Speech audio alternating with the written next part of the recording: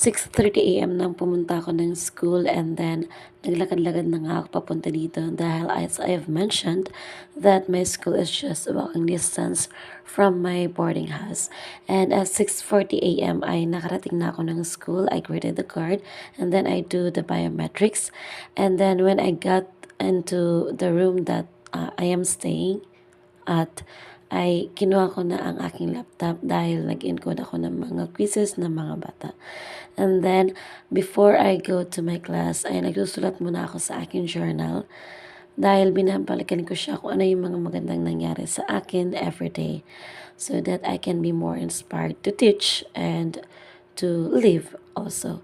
And then, after that, ay gumawa na ako ng script para sa aming faculty meeting because I am tasked to be an MC at 1:30 PM after the class. And then after that, I took my lunch so that I can be more energetic. And then syempre po, hindi naman tayo magutom kapag sa oras ng meeting.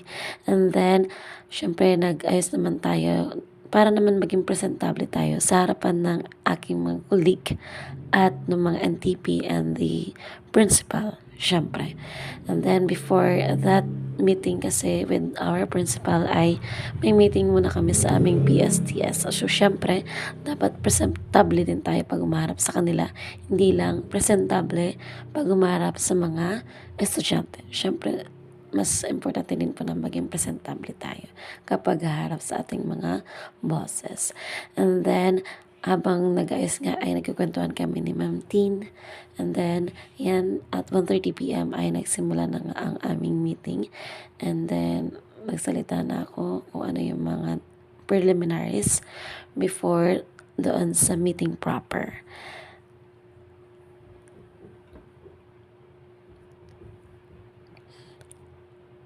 At after that is nag-biometrics na ako dahil uwian na namin. And then syempre naglakad-lakad pa rin ako pauwi ng aming boarding house dahil mas tipid na and then exercise pa to kapag naglalakad tayo pauwi sa ating boarding house. Syempre, ang dami ko nakakasalubong ng mga estudyante.